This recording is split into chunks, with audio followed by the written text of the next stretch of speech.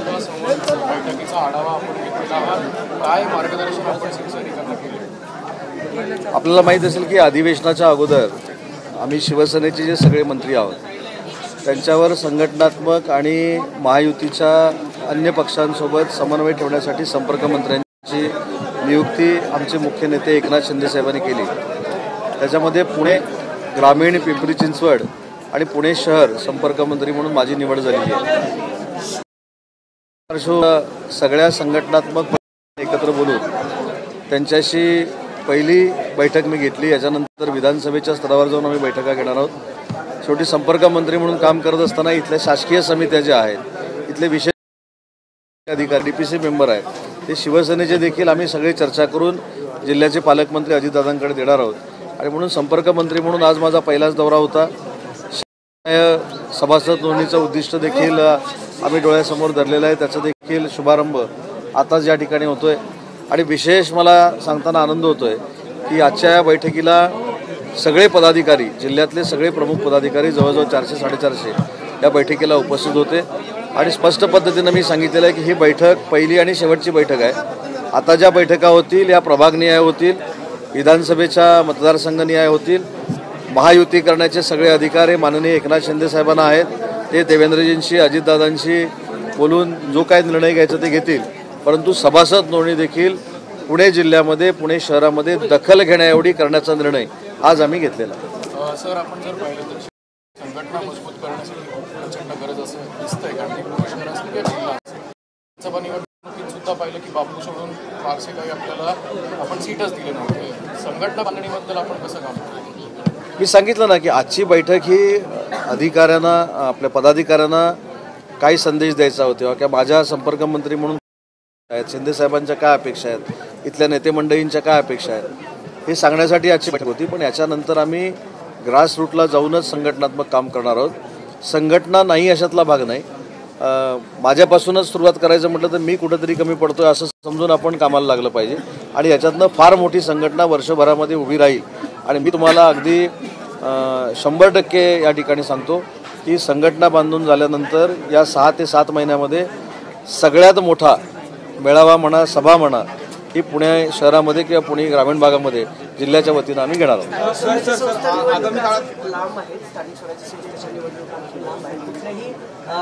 वर्तवलं जात नाही की कधी निकाल येईल, काय येईल, पण तुमच्या नेत्यांनी बोलताना एक भाकीत केले की ऑक्टोबर महिन्यात होण्याची शक्यता। उदय सामंतांचे असे काही इनपुट्स आहेत का? उदय सामंतांचे त्यांनी असं होऊ शकते असं म्हटलेलं आहे। तुमचे काही इनपुट्स आहेत? नाही, इनपुट्स आपण कशाला द्यायचे? त्यांनी आता म्हटलं, त्या आता बापू असं म्हणाले ना की ऑक्टोबरपर्यंत होऊ शकतात। आता ऑक्टोबरपर्यंत होऊ शकतात हे टार्गेट धरून आम्ही कामाला लागू। ऑपरेशन टायगरच्या पहिल्या भागात दंगेकरांचा प्रवेश आपल्याला पाहायला मिळाला। दुसऱ्या ऑपरेशन टायगरच्या अंकामध्ये कोणाचा सहभाग? विशेषतः 3 माजी आमदारांच्या नावाचा उल्लेख होता। एक तर आले, दंगेकरांसारखंच काय घडतंय? पडद्याआड दंगेकरांबाबत काहीच घडलं नाही। त्यांच्यावर काय जबाबदारी दिली? दंगेकरांवर देखील फार मोठी जबाबदारी आहे, ते पार पाडतायत। त्याची प्रचिती देखील तुम्हाला 8 ते 10 दिवसामध्ये येईल। आज सहयोगी सदस्य म्हणून मी आज शरदजींचं देखील फार मोठं कौतुक केलं की अपक्ष म्हणून निवडणूक लढण्यानंतर शिंदेसाहेबांच्या प्रेमापोटी, शिवसेनेच्या प्रेमापोटी आज आमचे ते सहयोगी सदस्य आहेत। त्याच्यामुळे त्यांचं देखील शिवसेनेवर प्रेम आहे। असे अनेक कार्यकर्ते एकनाथ शिंदे साहेबांवर प्रेम करणार आहेत। आणि मी मगाशी असं म्हटलं की बाकीच्यांना दखल घेण्याएवढी सभासद नोंदणी पिंपरी चिंचवड, पुणे शहर आणि पुणे ग्रामीणमध्ये होईल। गेल्या काही दिवसांपासून जर आपण बघितलं तर उद्धव ठाकरेंच्या शिवसेनेत तुम्हाला यश आले, काय नेमकं सगळं फॉर्म्युला तुम्ही जोडून आणले एवढे मोठे? याच्यामध्ये फॉर्म्युल्याची मला असं वाटतं काही आवश्यकता नाही। 2.5 वर्षामध्ये माननीय एकनाथ शिंदे साहेबांनी केलेलं विकासात्मक काम आणि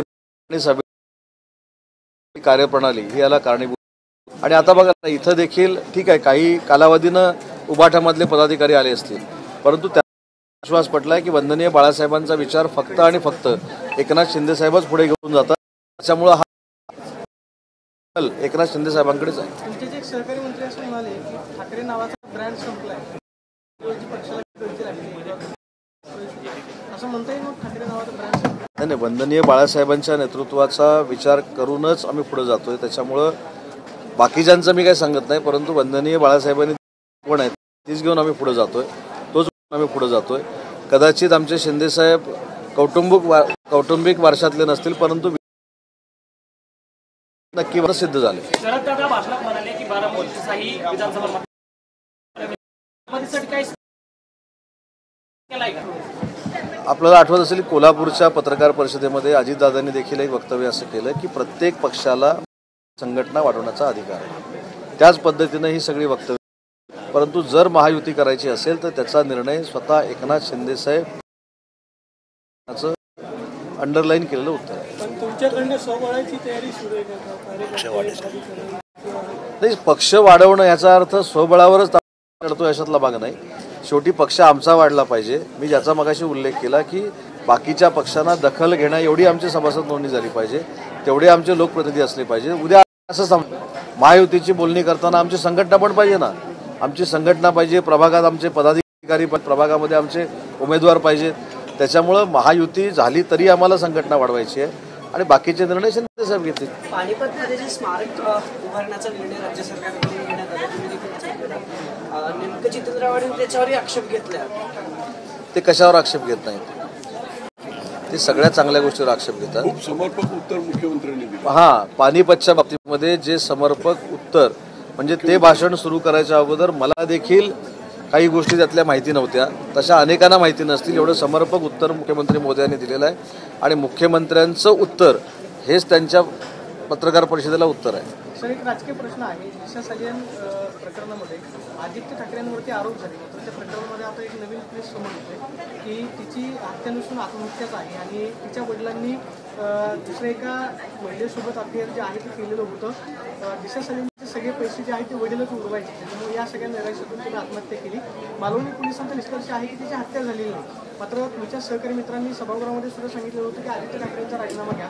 आदित्य ठाकरेंवरती जे आरोप केलेले होते त्या आरोपांच्या नंतर पुढे काय, किंवा या सगळ्या प्रकरणे नाही, आपण दोन गोष्टीची फार गल्लत करतो असं मला वाटतं की आमच्या आमदारांनी जी काही भूमिका मांडली होती की त्यावेळी एखादं आमच्या आमदारांवर किंवा खासदारांवर टीका झाल्यानंतर नैतिकता दाखवण्यासाठी ते जे काय बोलतात तशा उद्देशाने आमचे आमदार बोलले असतील.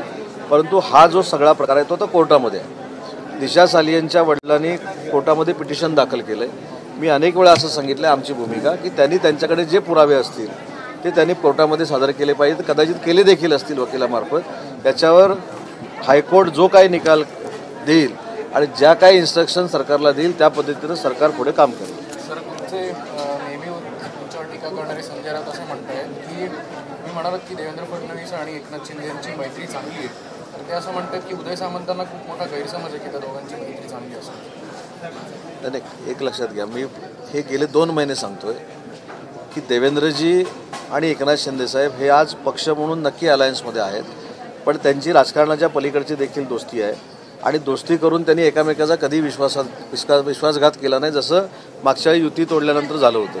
आणि म्हणून माझा गैरसमज काही नाही, माझा समजच आहे. आणि पुन्हा एकदा आज सांगतो की देवेंद्रजी फडणवीस मुख्यमंत्री आणि आमचे मुख्य नेते एकनाथ शिंदेसाहेबांची जी मैत्री आहे त्याच्यामध्ये कोणीही विषाचा खडा टाकू शकत नाही आणि त्यांची दोस्ती दुभंगू शकत नाही. रायगडच्या पालकमंत्री पदाचा, नाशिकच्या पालकमंत्री पदाचा वाद अजूनही मिटलेला नाही. रायगडचं पालकमंत्रीपद शिवसेनेकडे येईल की राष्ट्रवादीकडे राहील? कारण सूत्रांकडून माहिती मिळते की नाशिकचं पालकमंत्रीपद भाजपकडेच राहील.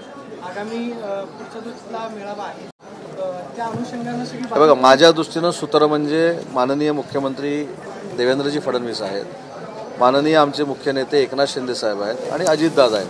हे ज्यावेळी तिघं स्वतःच्या मुखामधनं सांगतील ती बातमी कन्फर्म. बसल्याच्या पोटनिवडणुकीमध्ये तुम्ही असं म्हणताय की एकनाथ शिंदेंना माहिती होतं की रवींद्र दंगेकरच निवडून येतील, त्यावेळेला महायुतीचा धर्म पाहायला की नाही असं वाटतं? आता तुम्ही एखादं वाक्य बोलल्यानंतर त्याचा ताबडतोब दुसरा अर्थ घेण्यामध्ये काय अर्थ नाही, विपर्यास करण्यात काय अर्थ नाही. मी काय बोललो माझं भाषण परत काढून बघा.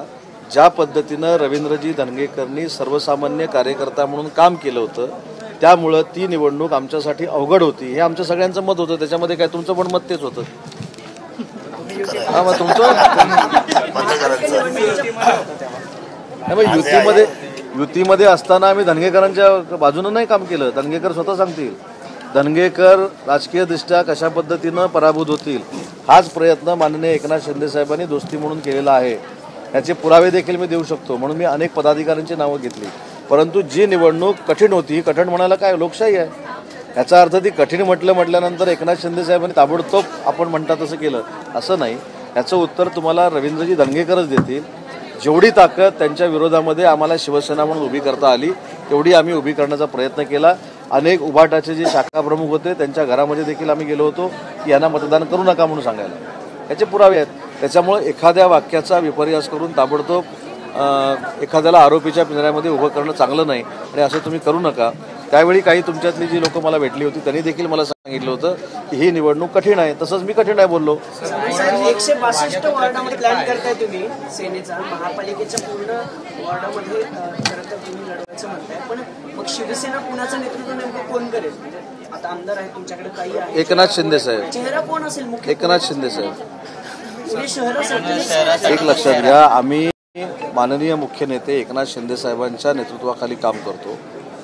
ग्रामपंचायतीची निवडणूक जरी लढायची असली तरी ग्रामपंचायतीमध्ये एकनाथ शिंदे साहेब पोचलेले आहेत, नगरपालिकेमध्ये पोचलेले आहेत. त्यांचं कर्तृत्व नेतृत्व हे जनसामान्यांना माहिती आहे. त्याच्यामुळं पहिली मतं त्यांच्या नावामुळे आम्हाला पडणार आहेत आणि शिवसेना या 4 अक्षरांमुळे पडणार आहेत आणि त्याच्यानंतर आमचं कर्तृत्व आहे.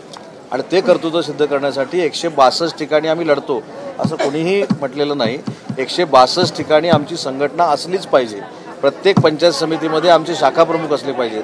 हे मत मांडायला काय चुकीचं नाही. शेवटी संघटना वाढवायची आम्हाला. रायगडामध्ये ज्या भागीरपत्राचं शिल्प आहे त्याच्यावरून आता भोरकर यांचे जे वंशज आहेत त्यांनी समिती नेमून याबद्दलचा जो काही सोक्षमोक्ष आहे तो लावा असं म्हणतात. तर सरकार म्हणून नेमकी काय या संदर्भात भूमिका आहे? सरकार म्हणून यातली आमची भूमिका स्पष्ट आहे की संभाजीराजेंनी एक पत्र जे मुख्यमंत्री महोदयांना दिलेलं आहे त्या पत्राचा व्यवस्थित विचार माननीय मुख्यमंत्री करतील, इतिहासकारांची चर्चा करतील, तज्ज्ञांची चर्चा करतील, होळकरांच्या वंशजांनी जे सांगितले त्याचा देखील विचार करतील आणि मुख्यमंत्री आणि दोन्ही उपमुख्यमंत्री योग्य तो निर्णय घेतील. अधिवेशन काळामध्ये प्रशासनाच्या वाटेला रवींद्र दंगेकर यांच्यावर काही स्पेशल जबाबदारी येणार अशी चर्चा आहे.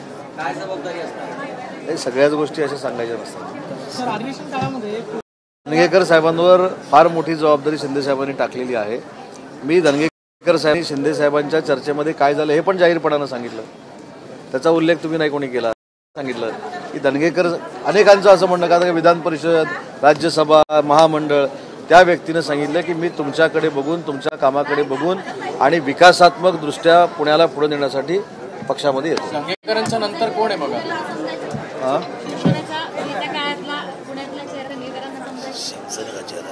नाही, मला असं वाटतं की दंगेकरांनी त्या पद्धतीनं शिंदे साहेबांचं नेतृत्व देण्याचा काही कालावधीमध्ये जर निर्णय घेतला आणि तशा जनसामान्यांमधून उठाव झाला की बाबा दंगेकरच आमचा चेहरा आहे तर साहेब दंगेकरांना चेहरा करतील.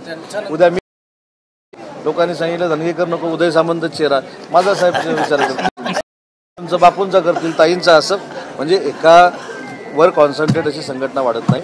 परंतु दंगेकर साहेबांसारखा एक कार्यकर्ता आणि हाडाचा कार्यकर्ता आज आमच्यासोबत आहे. याच्यामुळं नक्कीच आमची हजारो मताची ताकद ही पुणे शहरामध्ये वाढली. ऑपरेशन टायगरचा पुढचा चेहरा कोण असेल ते दंगेकर ठरवणार आहे. कुणाल कामरा प्रकरणावरून खरं तर अनेक मुद्दे उपस्थित केले त्याआधी. कशावरून? कुणाल कामरा प्रकरणावर FIR अनेक ठिकाणी दाखल झाल्या, पण कुणाल कामरा पुन्हा एकदा कविता पोस्ट करतायत, रोज दिवसतायत. त्यांचं म्हणणं असं की मी कुठेही शिंदेचं नाव घेतलं नव्हतं, मी मोदींचं नाव घेतलं, सीतारामनचं नाव घेतलं, केजरीवालांचं नाव घेतलं. मग शिवसेनेनं कबूल केलंय का असं विरोधक विचारतात की तुम्हीच घेतलं? मी याचं उत्तर व्यवस्थितरित्या त्याला देऊ शकतो. फक्त ताई इथं आहेत, त्यानं ज्या पद्धतीनं सुप्रीम कोर्टावर कविता केली हे जर तुम्ही वाचली असेल किंवा ऐकली असेल तर मला असं वाटतं की तुम्हीच पायातलं काढा. माझं म्हणणं असं आहे की एखाद्याची बदनामी करणं, टीका करणं स्टँडअप कॉमेडीमध्ये हे मला मान्य आहे. मी देखील त्या संघटनांमध्ये वावरतो, त्याच्यामुळं ते त्यांना फ्रीडम दिलंच पाहिजे. परंतु अभिव्यक्ती स्वातंत्र्याच्या नावाखाली महिला भगिनींना वाटेल त्या भाषेमध्ये बोलायचं, सुप्रीम कोर्टाला वाटेल त्या भाषेमध्ये बोलायचं, एवढंच नाही तर मुकेश अंबानी, आनंद महिंद्रांना पण वाटेल त्या भाषेमध्ये बोलायचं, निर्मला सीतारामनना वाटेल त्या भाषेमध्ये बोलायचं, ही प्रवृत्ती असू शकत नाही. ही विकृती आहे आणि या विकृतीला जे पाठिंबा देतात ते महाविकृत आहे. कोल्हापूरच्या न्यायालयात कोरटकर यांच्यावर थेट हल्ला झाला आहे. आता संतप्त प्रतिक्रिया अजूनही नाही. आताच मी ते व्हॉट्सअपवर बघितलं की एका वकील महोदयाने त्यांच्यावर काहीतरी हल्ला केलेला आहे, पण मला प्रॉपर माहिती मी घेतलेली नाही, त्यामुळे त्याच्यावर बोलणं आता योग्य नाही. त्यांनी असं म्हटलं की उद्धव ठाकरे हे त्यांनी राज ठाकरेंना मला कसं वाटतं? आता नरेश म्हस्के साहेब हे खासदार आहेत, त्यांना विचारलं पाहिजे की हे त्यांनी कुठच्या अनुभवावर बोलले, त्यांना म्हणून ते बोलले असतील. ते त्यांना कधीतरी पुण्यात आल्यानंतर हा प्रश्न विचारा. शिवसेना म्हणून काय? संपले का प्रश्न नाही संपूर्ण दुनियेतले विचार बुश पुटिन काय असं अधिवेशनामध्ये कोरटकर आणि सोलापूरकर भूमिका करा. पुतीनचं राहू द्या. काय काय कोरटकर आणि सोलापूरकर वर बोला. पुतीनचं राहू द्या. सांगा ना, विचारा ना. नाही, मी कोरटकरांच्या हल्ल्याबाबत सांगितलं की मी आत्ताच भाषण चालू असताना ती पोस्ट बघितली, त्याच्यावर माहिती घेऊन बोललं पाहिजे. आणि दुसरी, कोरटकरांच्या बाबतीतली भूमिका पोलिसांची काय होती सिद्ध झाली ना तुमच्या समोर. हायकोर्टाचा अटकपूर्व जामीनच्या अगोदर त्याला 2 तास अटक झालेली आहे. आणि राहुल सोलापूरकरांच्या बाबतीमध्ये मी देखील काल भूमिका आमची मांडलेली आहे. राहुल सोलापूरकरांचं कुणी समर्थन केलं नाही. या देशामध्ये, या महाराष्ट्रामध्ये छत्रपती शिवाजी महाराज, छत्रपती संभाजी महाराज यांना कमी लेखण्याचा जर कोण प्रयत्न करत असेल आणि औरंगजेबाचं उदात्तीकरण करत असेल तर शिवसेना म्हणून आम्ही त्यांच्या विरोधातच आहोत. राहुल सोलापूरकरांच्या बाबतीमध्ये तुमच्याच माध्यमातून आम्ही असं ऐकलं आणि बघितलं की ज्यावेळी काही 2 महिन्यापूर्वी ही घटना घडली होती त्याच्यानंतर त्यांनी काहीतरी प्रेस घेतली होती की व्हिडिओ टाकला होता की माफी मागितल्याचा. आता माफी मागितल्यानंतर त्यांच्यावर जर तक्रार कुठं दाखल झाली असेल त्याचा निर्णय काय घ्यायचा आहे पोलीस डिपार्टमेंट ठरवेल ना. परंतु कोरटकरांच्या बाबतीमध्ये आपण जे काय म्हणतोय, तुम्ही नाही, जे काही विरोधक, आज आमच्याकडे ही देखील माहिती आहे ज्या घरातनं त्यांना पकडलं ते काँग्रेसच्या नेत्याचं घर होतं. कोरटकरांवर देशद्रोहाचा गुन्हा दाखल करावी पक्षाची भूमिका आहे. नाही, त्यांच्यावर गुन्हा ऑलरेडी दाखल आहे जो कुठचा असेल. गुन्हा दाखल एक लक्षात घ्या, ते एक मिनिट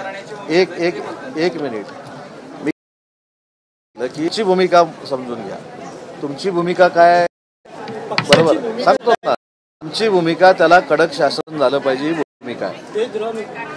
कडक शासन झालं पाहिजे. मग त्याच्यावर काय देशद्रोहाचं दाखल करा, अजून काय करा, त्याच्यापेक्षा भयानक करा, अजून नवीन काय करा, कडक कारवाई झाली पाहिजे. आणि मला जी माहिती आहे त्याच्यामध्ये त्याला ते 4 दिवसाची पोलीस कस्टडी झाली होती. पोलीस कस्टडीमध्ये तो होता, कुठेही हॉस्पिटलमध्ये नव्हता किंवा मॅजिस्ट्रेट कस्टडीमध्ये नव्हता. आजच्या निकालामध्ये काय झालं हे मला माहिती नाही. सर, अधिवेशन काळामध्ये कोकणाला काही मिळालं नाही.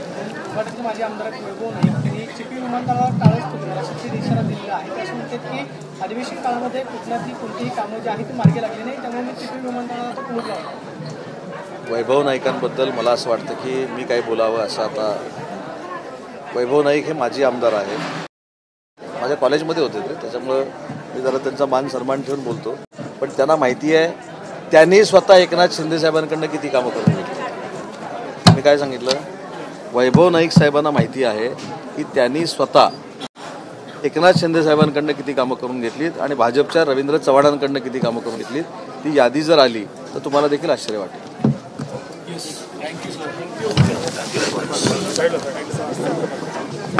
थँक्यू.